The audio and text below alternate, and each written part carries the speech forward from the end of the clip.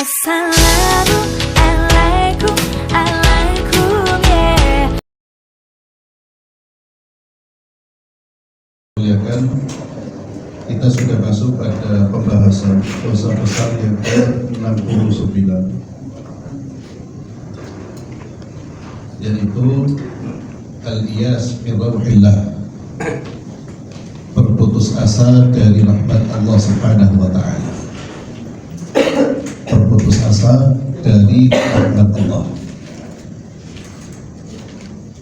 Berputus asa dari rahmat Allah artinya tidak atau menganggap, ya, berputus asa dari rahmat Allah itu menganggap bahwa Allah tidak memberi rahmat kepadanya, Allah tidak memberi ampunan kepadanya, Allah tidak memaafkan dirinya. Itu di antara bentuk putus asa dari rahmat Allah Subhanahu wa ta'ala. Dia merasa bahwa dia tidak akan mendapatkan rahmat dari Allah. Biasanya orang berputus asa dari rahmat Allah jika merasa dirinya telah banyak melakukan kesalahan, melakukan banyak dosa.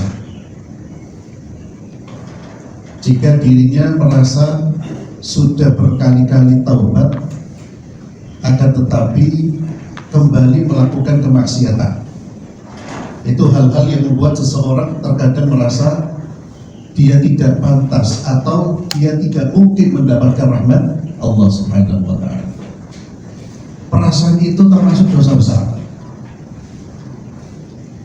Merasa bahwa dirinya tidak dimaafkan oleh Allah itu termasuk dosa besar. Bukan hanya dosa, bukan hanya tidak boleh, tapi termasuk dosa besar. Artinya seorang muslim dia tidak boleh berputus asa dari rahmat Allah. Kenapa? Karena Allah maha luas rahmatnya. Seorang muslim tidak boleh menganggap Allah tidak memaafkan. Kenapa? Karena Allah maha pemaaf. Seorang muslim tidak boleh menganggap bahwa dirinya tidak diampuni. Anggapan itu termasuk anggapan yang bertentangan dengan prinsip husnudzon. Artinya dia suudzon, berburuk sangka kepada Allah. Dia tidak boleh menganggap dirinya tidak dimaafkan oleh Allah, tidak diampuni oleh Allah. Kenapa? Karena Allah maha pengampun. Oleh karena itu seorang muslim, seberapa besar dosa yang dia lakukan, dia tetap harus memiliki harapan untuk mendapatkan pengampunan. Tidak boleh memutuskan harapannya. Allah tidak seperti manusia. Kalau manusia, ya, kalau kita melakukan kesalahan kepada seseorang, mungkin sekali kita datang meminta maaf, diampuni, diberi maaf, ya. Tapi ada orang yang tidak mau memberi maaf sama sekali.